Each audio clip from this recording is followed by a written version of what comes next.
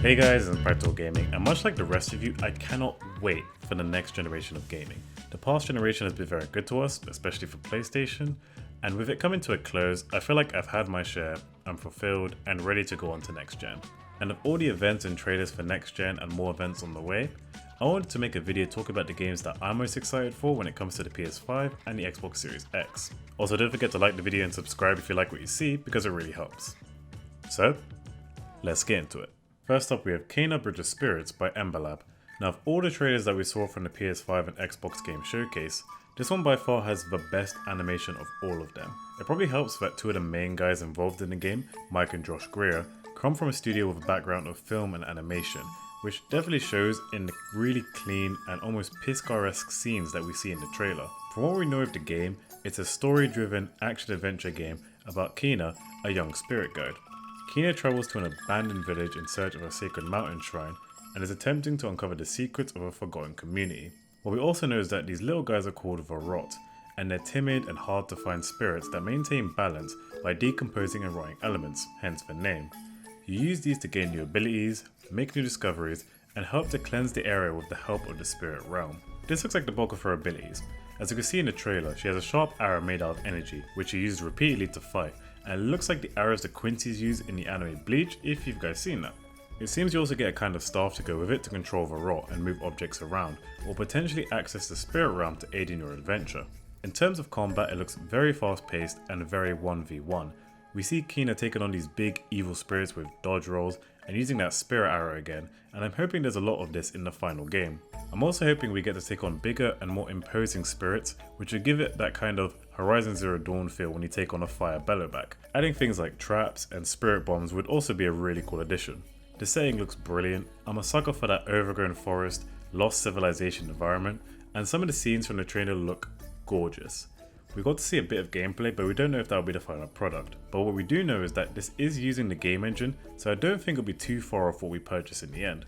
I'm really looking forward to hearing more details about the game in the coming months, and seeing just how far they go with this, because at this point it looks genuinely stunning.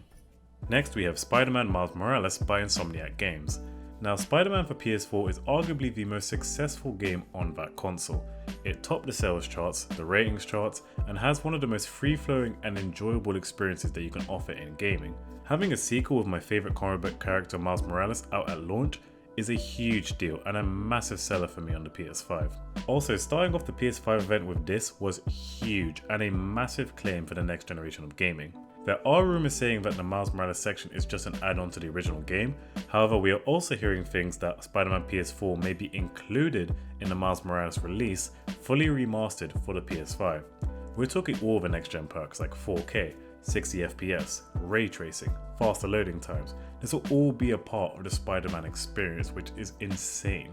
Especially with the faster loading times and the SSD, rendering Brooklyn will be easier than ever and will keep the experience much more fluid and immersive without having to wait all the time. It will also be a very different Brooklyn, as from the trailer we saw snow everywhere and Miles wearing a massive jacket, so we'll be playing during the winter. Unfortunately, we have no Miles Morales gameplay yet, we only got the CGI trailer, but in the next State of Play, potentially in August, I'm anticipating we'll see an example level along with some other games where we didn't see gameplay before.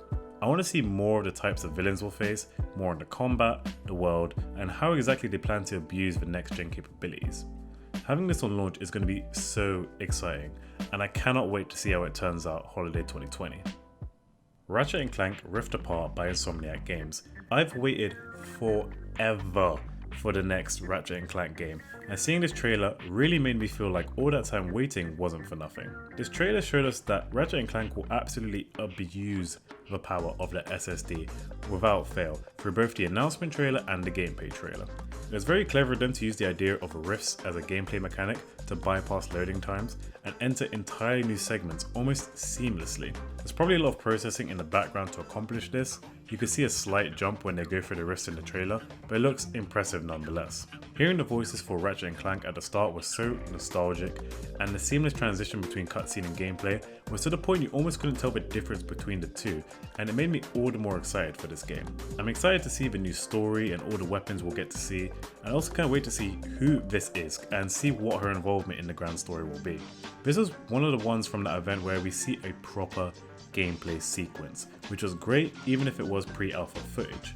They showed us different stages, or at least different parts of the same level, different weapons, and we got to see a range of enemies that we'll be facing.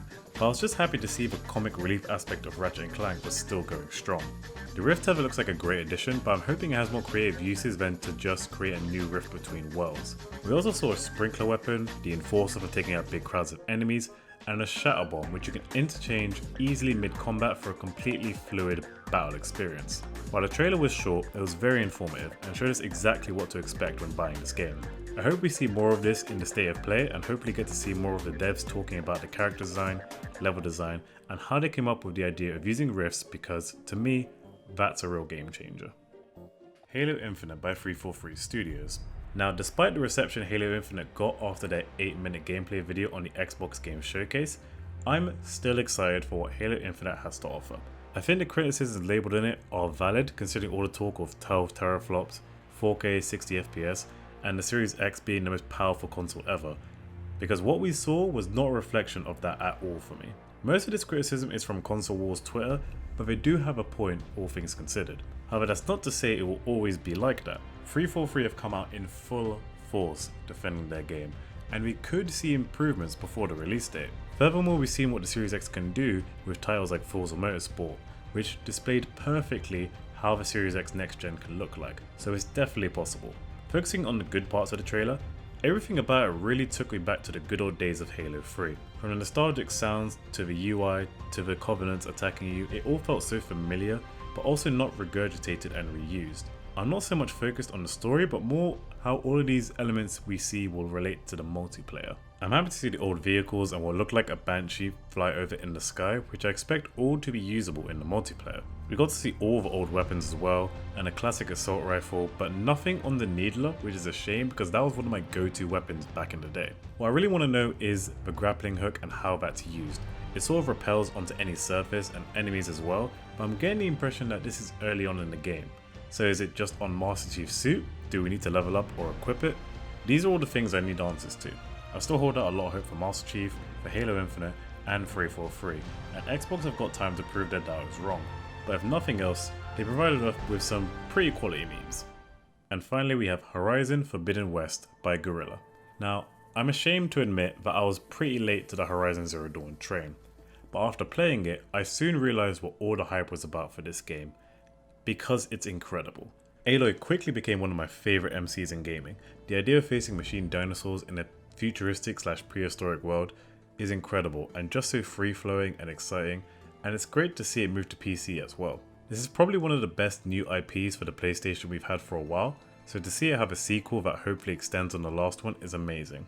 The trailer, which had to be running on the PS5 engine and is the best looking of all the ones we've seen, shows promise, as I want to know how they deal with the issues and limitations that Horizon Zero Dawn had.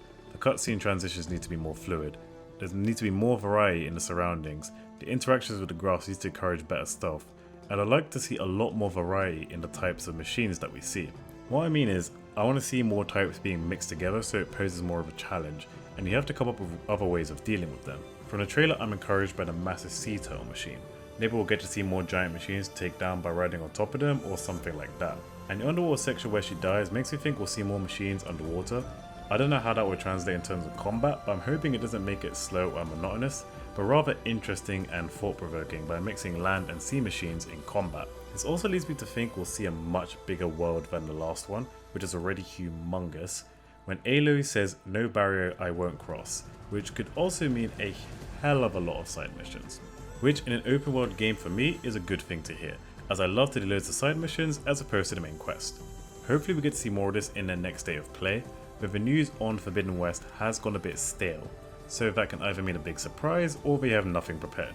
Nevertheless, we didn't get a release date for it, so it won't be at launch, but I'll still hold out hope that we get to see something, anything, in the next couple of months, because of all the games that we've seen so far, this is the one I'm easily the most excited for in the next generation of gaming. Well, that's it for me. If you enjoyed it, leave a like, subscribe, and make sure to leave a comment down below on what games you're most excited about in the next generation of gaming. Thanks for watching, and I'll see you next time.